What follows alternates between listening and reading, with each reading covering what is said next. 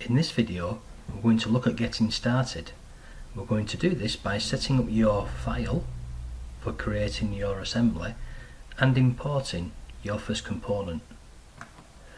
So the first thing I'm going to do, up in the top tab, I'm going to select the plus and create a new design. Then in the top left hand show data panel, I'm going to open it up, and if I'm not in it, in my projects I'm going to go to my VEX Educators, where I've stored my components for my VEX assemblies. Double click it and you'll see here I've got some folders that I've actually dropped some components into. For this new project I'm going to create a new folder for my design. So I'm going to click new folder, and in this I've got an option now to rename my design. So I'm going to call it Crank and Slider. Now for this I'm going to call it Demonstration because I've already got one called Crank and Slider. Press enter and that creates my new folder.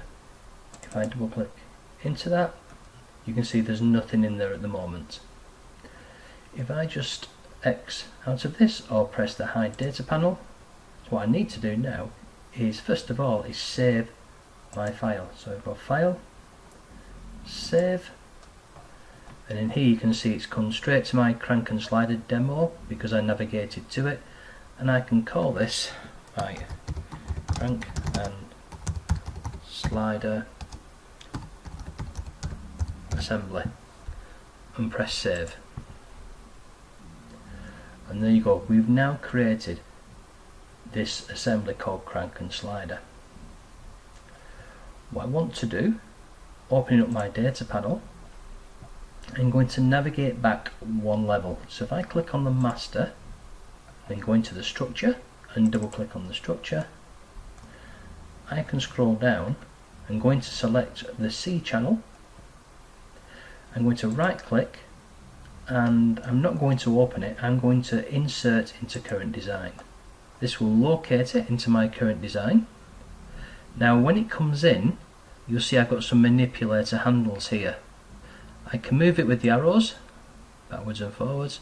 I can also manipulate the view around, and what I'm going to do, I'm going to turn it 90 degrees in that direction, and using this manipulator I'm going to turn it 90 degrees in that direction. I could also do this, sorry, my pop-up came in my other screen. I can also put these angles in here as well. So if I want that to be 90 degrees, I can change that to 90 degrees, and I can move this, and I can try and centralize it a little bit more on my origin, so it's in the center of my screen.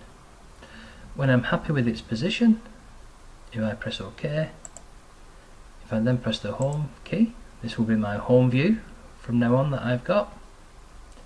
And what I want to do, I want to actually lock the position of this, and also I want to break the link to this, because if I make any changes to this component in my library, it would automatically transmit this through.